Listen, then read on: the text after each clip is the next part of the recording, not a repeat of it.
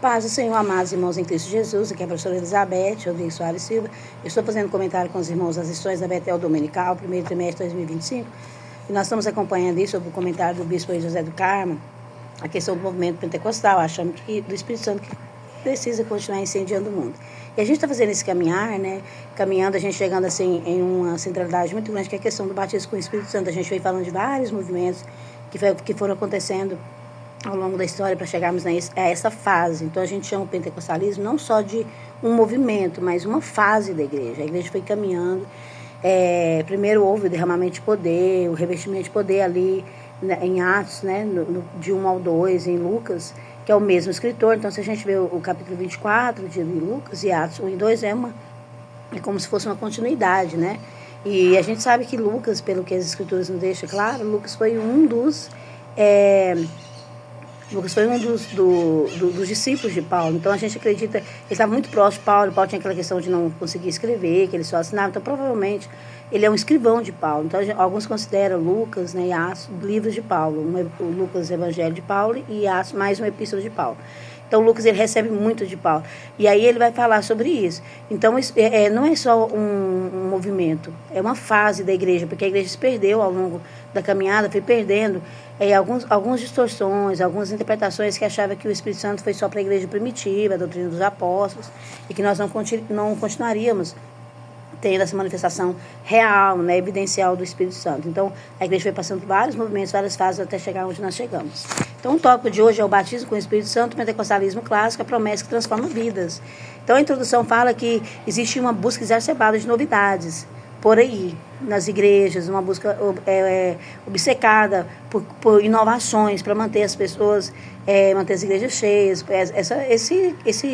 Esse comportamento que é muito notório na sociedade contemporânea, que ela vive muito de novidades, de experiências diferenciadas. Então, o Espírito Santo não é só isso, né? Ele é um ato bem maior que isso. Então, o revestimento de poder, que Lucas e Atos falam na introdução, é essa conexão do Espírito Santo com a igreja. E é um revestimento que o tópico 1.1 fala sobre a missão capacitadora. Então, ele veio para capacitar a igreja para fazer a obra para pregar o evangelho. Se nós olharmos lá em Lucas 24, em Marcos 15 e 16, nós olharmos lá também para Mateus, a partir dos versículos finais, né, até o 28, nós vamos ver que há um processo, né? Jesus cumpre a sua missão salvífica e deixa para nós o ID. Então, está havendo um movimento inverso. O tópico 1.2 fala sobre a promessa do revestimento de poder e uma experiência distinta da regeneração. Então, são 3 tópicos. 1.1, missão e capacitação, a promessa do revestimento de poder e uma experiência distinta da regeneração. Então, você está havendo muito uma questão de inversão, que é muito séria. O neopentecostalismo, que aí sim é um movimento mais específico que aconteceu nas últimas, entrando aí para as primeiras décadas da segunda metade do século XX, a partir de 1950, 60, então nós vamos ver que houve um movimento em que novidades. O próprio nome neo, né, vem de novidades. Então, uma estratégia que é usada muito, a gente falou sobre o neopentecostalismo na lição passada, é a questão de inverter. Chama as pessoas pelos sinais. Então vai ter campanhas, novidades o tempo todo, campanha disso, campanha daquilo, vai receber sua bênção, vai alcançar. Aí depois que a pessoa vai ver se ela vai querer ser cristã ou não. Então não é assim. Se nós olharmos por esses 3 tópicos, o Espírito Santo ele vem sobre nós e para um revestimento para a gente fazer a obra, nos capacitar para fazer a obra, para pregar a palavra do Senhor. Então, ir de pregar por todo mundo o Evangelho e quem crê e for batizado será salvo. E esses sinais seguirão os que crerem. Então, primeiro, é preciso passar pela regeneração. A experiência com o Espírito Santo é uma experiência distinta da regeneração. O tópico 1.3 fala sobre isso, e o tópico 1 fala sobre nós temos revestido esse poder. Então, primeiro as pessoas têm que ser regeneradas, arrepender, passar por todo o processo redentor, para depois esses sinais acompanhar. Então, é algo muito sério mesmo, que o pastor Enoque ontem estava pregando, né? Eu estou postando esse vídeo na quarta-feira, dia 12, e na terça-feira, 11, o pastor Enoque, que a gente né, nosso pastor na feira, que é o nosso professor, estava lecionando a lição, porque houve Santa Ceia no domingo passado, e ele falou algo muito interessante. Tem pessoas que têm uma experiência, né, de uma manifestação de um dos dons e sai por aí, abrindo igrejas, fazendo movimentos, agendando, né, até quarta-feira, quinta-feira é o dia de você receber sua bênção, fazendo uma utilidade do Espírito Santo de acordo com uma experiência específica. Mas não é, o Espírito Santo, você vai ter experiências com ele, você vai ter. Só que tem uma coisa, o Espírito Santo, ele é uma experiência... ele é um revestimento de poder, não é uma experiência distinta. E você não vai sair por aí agendando o jeito que você vai distribuir o Espírito Santo. Não é. Né? Lá em 1 Coríntios 12, o apóstolo Paulo deixa bem claro isso. Ele vai usar para quem que ele achar que for útil, na hora que ele usar. De repente o Espírito Santo vai te permitir que você receba um dom espiritual e ele te use uma, duas vezes e não use mais naquele dom para uma ação bem específica que ele quis te usar. São 9 dons, né? O bispo uma vez falou, nossa, um irmão falou que tem 9 dons, então ele é um vice-deus, né? Porque uma pessoa tem os 9 dons. A gente não tem os 9 dons. Os dons podem manifestar em nós, a gente pode receber em um determinado momento da nossa caminhada cristã e pode deixar de ser usado. Então é para uma instrumentalidade, para algo específico. E é na hora que Deus quiser, do jeito que Ele quiser.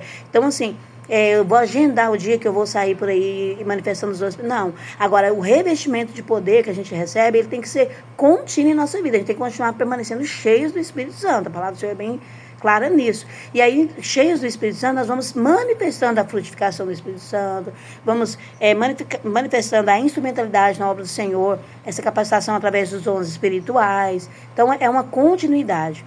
O tópico 2 fala assim, o batismo no Espírito Santo. Então, qual é o significado? A introdução fala que o batismo com o Espírito Santo é um propósito de Deus para nos revestir de poder.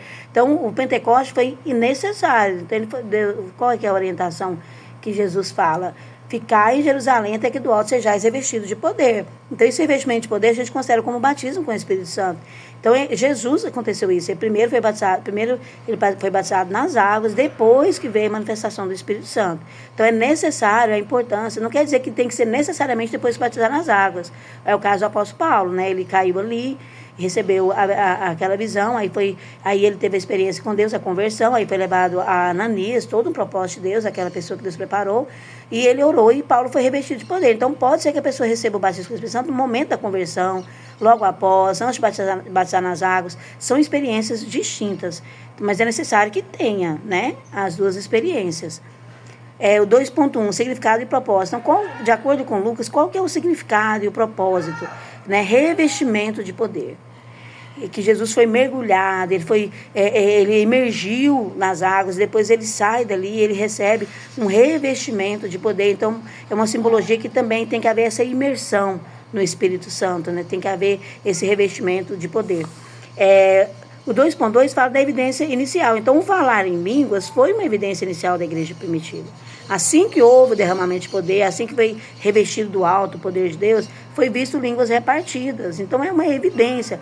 Aí, aqui nesse tópico, eu achei bem interessante, algo que eu vi acontecer muito, e eu fico pensando, a gente tem que estudar muito, refletir, aprender, igual o Betel, o pastor Renato também falou sobre a importância, né, do Instituto Bíblico, Bethel College, explicando direitinho para as pessoas, para depois elas buscarem o batismo com o Espírito Santo, né? Quando o Charles Fox Farm e depois o Seymour, né, continuou com aquele colégio bíblico ensinando, explicando por quê. Porque a gente erra muito e esses erros podem ser cruciais. Porque aqui no tópico 2.2 fala que a evidência de falar em línguas foi uma evidência, mas não quer dizer que necessariamente toda pessoa que recebeu o batismo do Espírito Santo ela tem que falar em línguas. Se ela não falar em línguas, ela não recebeu. Então o comentarista deixa bem claro aqui no tópico 2.2 que é uma evidência. A gente considera que o falar em línguas é uma evidência que a pessoa foi batizada com o Espírito Santo. Mas aí ele fala que sim também. Não é absurdo afirmar que Simão testemunhou um sinal exterior que o levou a atestar que os samaritanos receberam o batismo com o Espírito Santo.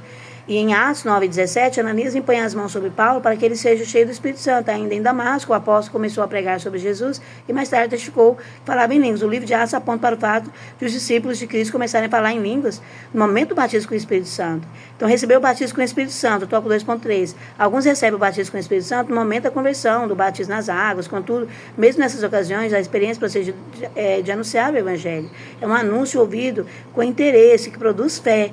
Então, aqui fala de duas situações diferentes, né? Paulo, quando recebeu esse revestimento de poder através de Ananias, foi um sinal bem claro. E quando Filipe leva a pregação a Samaria e cumpre aquela missão que Jesus já havia iniciado, né, com a mulher samaritana, a primeira missionária ali, Foi preciso que Pedro e outros apóstolos fossem para fazer a imposição, para que recebesse o Espírito Santo. Então, o pastor Enoque está falando muito sobre isso, uma importância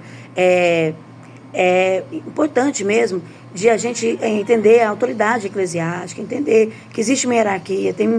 No neopentecostalismo está tendo muito essa questão de pessoas receber uma experiência específica muito grandiosa com o Espírito Santo e sair por aí abrindo igrejas a toda esquina, fazendo assim, agora eu recebi uma experiência, eu vou pôr os meus seguidores, né, os meus membros, porque eu recebi uma experiência muito grande e vou, a partir dessa experiência, não é assim, existe toda uma organização, existe todo um respeito. Olha só, quando o Filipe estava anunciando em Samaria, que ele viu que havia necessidade de batismo com o Espírito Santo, ele chamou Pedro, que era o líder, né, o pastor da igreja, para, com outros apóstolos, fazer a imposição. Então, existe um colegiado de ações, existe a importância da palavra de Deus também. Não é só uma experiência que uma pessoa tem do Espírito Santo, que ela vai fundar uma igreja, vai fundar um movimento, e a partir daquela experiência continuar tentando esticar aquela experiência até quanto tempo?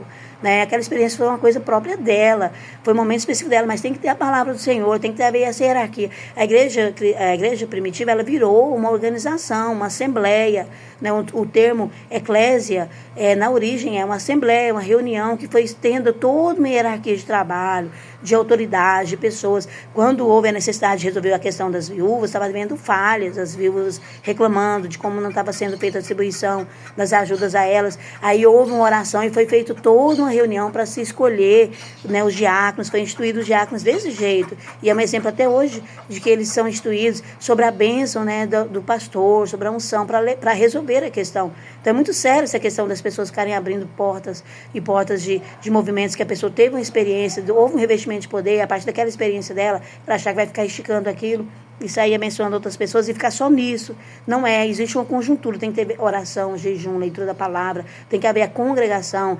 O apóstolo Paulo fala lá em 1 Coríntios 12 sobre o Espírito Santo, que tem que haver também, mais do que isso, tem que haver também diversidade de dons e ministérios. Lá em Efésios 4, nós vamos ver sobre, a partir do versículo 11 até lá o 17, falando sobre a importância, do 18, sobre a importância dos chamados. Então, assim, tem que haver uma qualificação para a obra. É muito ruim essa questão da gente achar assim, eu vou sair por aí fazendo a obra de Deus sozinho, e vou orar, e vou interceder, e as pessoas receberão poder, porque eu recebi, eu posso repartir. Então, a gente tem que tomar muito cuidado com isso, porque o movimento pentecostal, ele não é só um movimento. Ele começou como um movimento, mas ele foi instituído uma igreja bem organizada, de acordo, voltando o mais possível às raízes apostólicas. Na Igreja Assembleia de Deus, ela volta às raízes apostólicas em todos os sentidos, muito parecida com a igreja primitiva, respeitando toda essa conjuntura de um corpo. Né? Cristo é o corpo, é a cabeça desse corpo, e os outros membros, cada um tem uma função. Então, os aspectos bíblicos fundamentais, o tópico 3, ser batizado e ser cheio do Espírito Santo. Então, não é só uma experiência específica. O ser cheio do Espírito Santo é continuar sendo cheio desse Espírito Santo. E esse encher do Espírito Santo, ele vai se manifestar na nossa frutificação do fruto do Espírito, que o apóstolo Paulo fala em Gálatas 5, continuamente, numa obra contínua de regeneração. Então, o ser cheio do Espírito Santo, ele vai acompanhar a experiência regeneradora. Lá, título, escrevendo para Tito, o apóstolo Paulo fala, Tito 2, 3, nós vamos ver o apóstolo Paulo falando da lavagem que o Espírito Santo vai fazendo e vai restaurando e vai regenerando. Então, são experiências distintas, mas que se complementam. Primeiro tem que haver, né, a conversão, o batismo nas águas, tem que haver o processo regenerador e junto o Espírito Santo. Irmãos, assim, a gente vê assim, que há uma distorção muito grande. Há uma distorção muito grande, porque as pessoas estão querendo receber poder, receber bênçãos e mais bênçãos e revelações. Estão se enchendo igrejas, estádios, movimentos de pessoas indo só querer os sinais do Espírito Santo. Mas o Espírito Santo, esses sinais vão acontecer, pessoas serão curadas e tudo, serão expulsos demônios. Mas a principal evidência do Espírito Santo é a regeneração. O Espírito Santo, ele vem sobre nós para nos ajudar na obra regeneradora. É tirar o poder do pecado sobre nós, é nos transformando até chegarmos à estatura, né, à medida de Cristo, como é falado, né, pelo apóstolo Paulo, a estatura dele, a medida dele, né, para que nós sejamos regenerados. Então é muito sério isso. O Espírito Santo, ele vem sobre nós e nos enche para a gente passar, para nos ajudar a passarmos pelo processo regenerador que Jesus já conquistou na cruz. E o Espírito Santo vem sobre nós para nós continuarmos fazendo discípulos. Porque Jesus fala, quem quiser vir após mim, lá em Lucas 9, a partir do versículo 23 até o 25, quem quiser vir até mim, mim, renuncie-se a si mesmo, toma a sua cruz e segue-me. E depois, lá nos últimos capítulos finais dos evangelhos, tanto em Marcos, Lucas e Mateus, nós vamos ver Jesus falando, ide e fazer discípulos em todas as nações. Então, a gente tem que sair por aí. Primeiro, a gente vai passar por esse processo regenerador, recebendo a santificação, pela lavagem do Espírito Santo, no processo contínuo após nós temos reconhecido Jesus como nosso Salvador e temos aceitado a mensagem de salvação, essa redenção ela vai acontecer com o Espírito Santo e a gente vai sair por aí fazendo novos discípulos. Mas a gente vai sair por aí falando, olha, quem quer bênção, quantas bênçãos, assina aqui, preencha aqui algo para você ganhar 3 bênçãos hoje, 4 amanhã, receba bênção, e as pessoas vão embora para casa sem haver transformação de vida, recebendo bênçãos, como se fosse a experiência regeneradora fosse um balcão de bênçãos. Está havendo muita distorção. O problema dos neos aí, das novidades, é isso. É fazer da experiência o processo, não é. A experiência faz parte do processo. O Espírito Santo ele nos enche para nos fortalecer, para a gente sair por aí pregando a palavra do Senhor e vivendo a frutificação do Espírito Santo em nós. É uma experiência contínua. No tópico 3.2 fala assim, línguas como evidência e dom. A Bíblia registra em Atos os primeiros discípulos falando em língua. Na casa de Cornélio, houve na evidência do falar em línguas. Nesse caso, é para todos que experimentam esse batismo. Já as expressões variedade de línguas ou línguas estranhas, como está em 1 Coríntios 12, como o apóstolo Paulo fala, explica, diversas línguas, mostrando que cada membro do corpo de Cristo recebe um dom que visa o cuidado de uns com os outros para a edificação da igreja. Consequentemente, nem todos os membros da igreja local recebem um dom de variedade de línguas, mesmo tendo sido batizados com o Espírito Santo, ou seja, em Atos e em 1 Coríntios 12, a principal diferença está no propósito das línguas. Então, assim, aqui ele explica bem. Eu vi muito acontecer isso e hoje eu fico pensando, gente, talvez, coitados irmãos, muitos irmãos não conseguiam falar em línguas estranhas e eles ficavam cheios, fortalecidos, mas não conseguia falar em línguas. E aí não era consagrado depois de diácono mais, porque para ser consagrado tinha que ser batizado com o Espírito Santo e a evidência de falar em línguas era exigida. Então, assim, será que a gente errou nesse ponto? Houve algumas falhas e erros no caminhar da igreja, a Assembleia de Deus também, a questão de usos e costumes. Então, eu fico pensando, né, que aqui o comentarista fala que nem todo mundo que foi batizado com o Espírito Santo vai receber o dom de falar em línguas. Ele pode receber outros dons, porque são 9 dons. Então, assim, eu fiquei pensando na hora que eu estei esse tópico. A gente tem que melhorar cada vez mais. Fiquem com Deus, Deus os abençoe em Cristo Jesus.